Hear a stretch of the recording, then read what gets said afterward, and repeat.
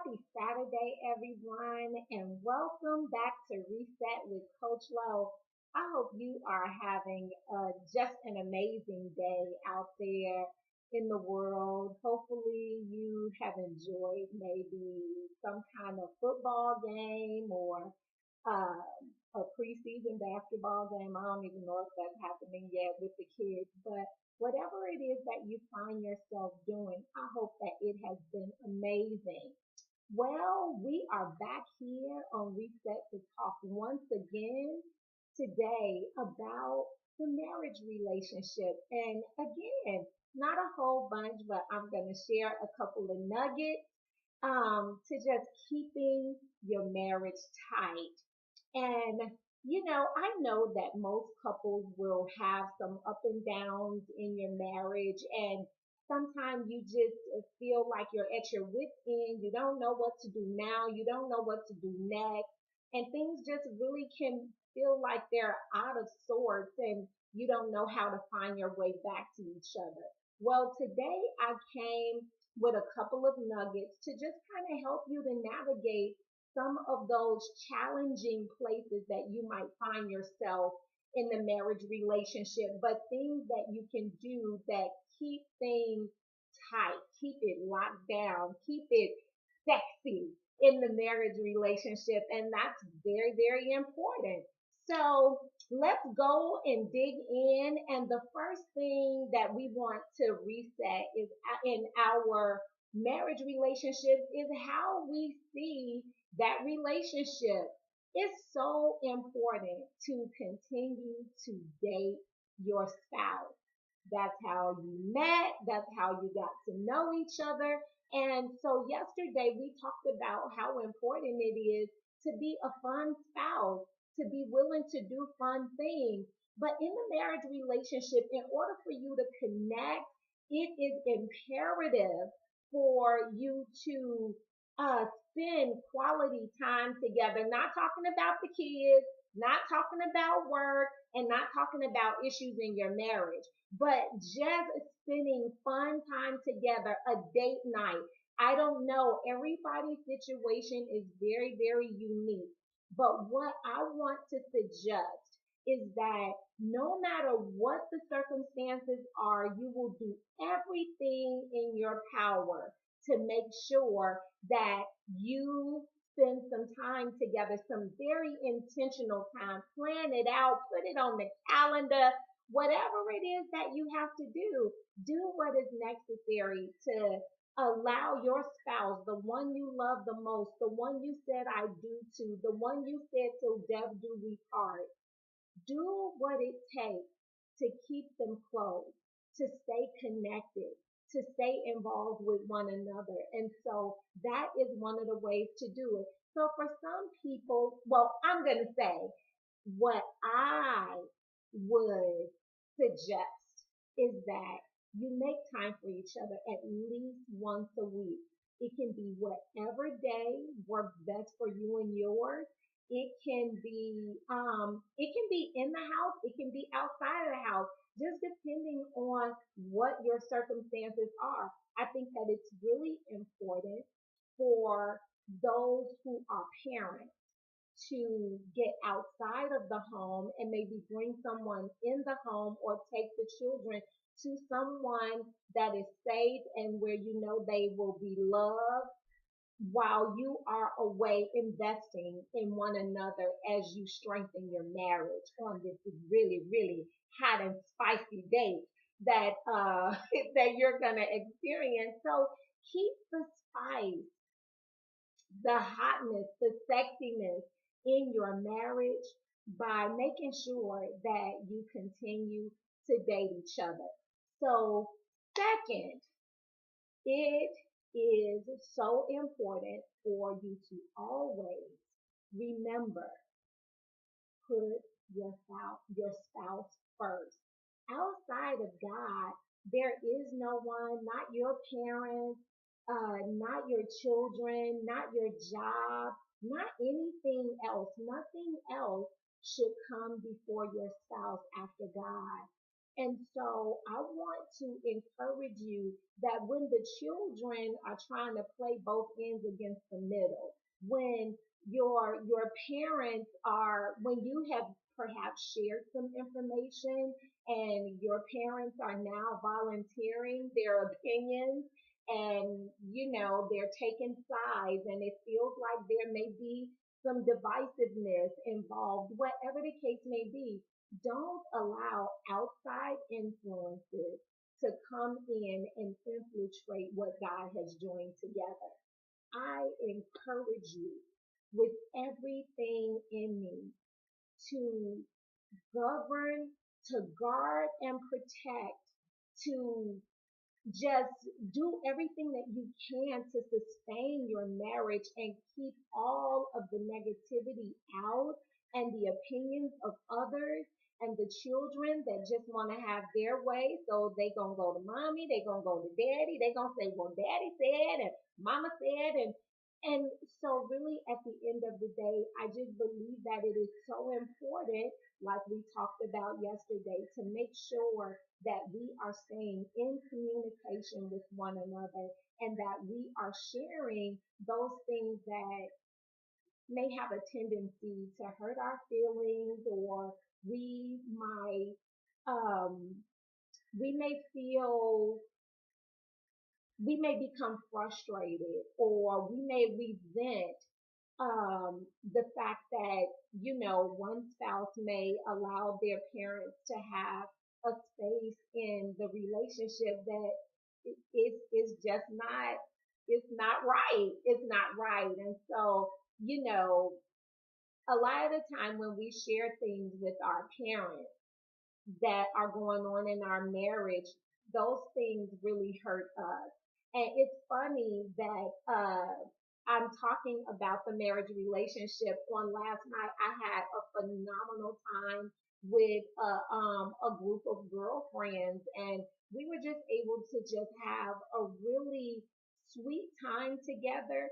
And this was one of the things that we were talking about, just making sure that you are covering your marriage, that you are guarding your spouse against everybody, but that you keep that intimacy and that communication line open with one another and not turn against each other. And then you're looking for that intimacy and that communication outside of your marriage.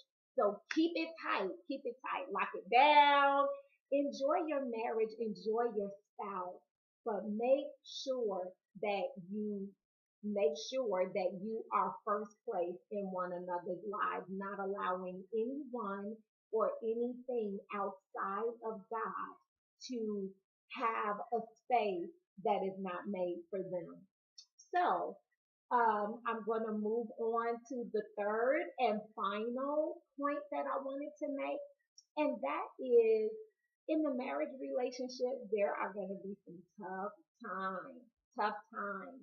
And so this was another thing that we talked about on last night. And so, it's just interesting just how God does things and how this was already a plan to talk about this, but I was able to share some things in that circle of girlfriends last night. And I really hope that that advice was beneficial, like I hope that it will be for you. And so that is making sure that when conflict arrives in your marriage relationship, that you have accountability. What does accountability look like? Accountability could be me. Accountability could be a minister. Accountability could be your pastor. Accountability could be um, your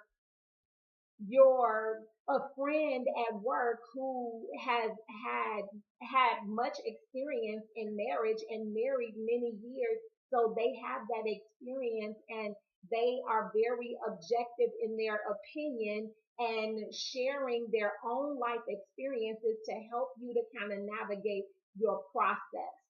So when it comes to a minister or something like that, they will more so guide you from a biblical standpoint of what the Bible says as it relates to marriage, what your roles and responsibilities are, and to always turn towards each other and not away from each other, but to come back under Christ, to gel back together, to regain intimacy, to talk through whatever those necessary conversations need to be in order to gain understanding and to get to the other side from conflict to peace. And so that would be the role of the pastor. The accountability partner could just be anyone that you respect, that um and that you respect them and they respect you, and you allow them a place in your life to speak life to you, to tell you when you're missing it, to share wisdom and impart wisdom and knowledge, and share different life experiences with you so that you might be strengthened and encouraged to keep moving forward in your marriage. Again, we all need accountability. We all need a safe place. We all need some place where we can vent, and then that person is going to say, okay, so did you say everything that you needed to say? Okay, well, now let me say this. It is important for you to always remember that you love your spouse. You love them. They are not perfect like you are not perfect. And now, I'm going to pray for you. I'm going to trust that God will impart wisdom to both you and your spouse, and you'll be able to move forward from here. That would be the same kind of situation where if there was a situation that was maybe a little bit um I don't know, this group of people, coaches and counselors, they can kind of get involved in circumstances where there are continuous behaviors that are inappropriate in a marriage relationship, or the character of one of the people in the marriage relationship are struggling in some form or fashion, and just really kind of digging to see what is the root cause of why this thing continues to hold you bound, or you know I mean, there are strongholds that people possess on their lives,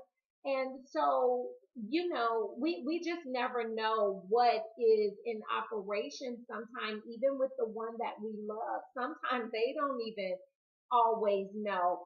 But we have those coaches and counselors to help us to deal with our personal issues, whatever that may be, whether it is a character issue, whether it is a past issue. That's really where the counselor would help. And then me, like a coach like me, I would be able to help you to move past the pain of whatever it was in the past and give you tools so that you can navigate moving forward in your marriage, and you not continue to get stuck and find yourself in stumbling blocks.